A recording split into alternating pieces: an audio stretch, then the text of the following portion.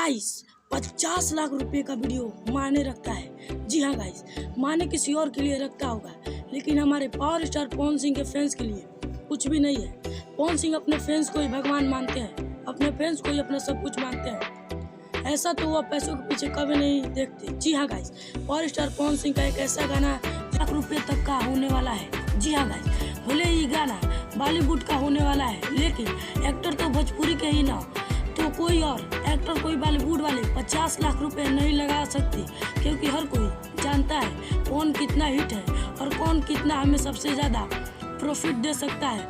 और वैसे में पावर स्टार पवन सिंह की बात तो इनमें कोई आंख मूंद के पैसा लगा देता है। तो चलिए दोस्तों, वीडियो को आगे बढ़ने से पहले सबसे पहले हमारे चैनल को सब्सक्राइब कीजिए और साथ में बेल आइकन को दबाएं।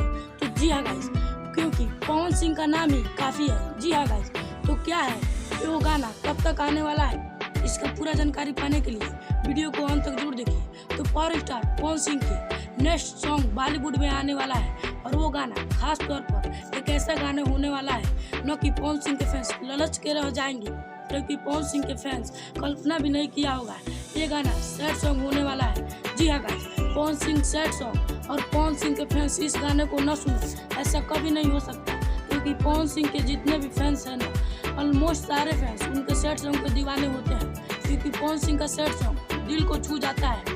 और बता दे कि ये सॉन्ग किसके साथ आने वाला है।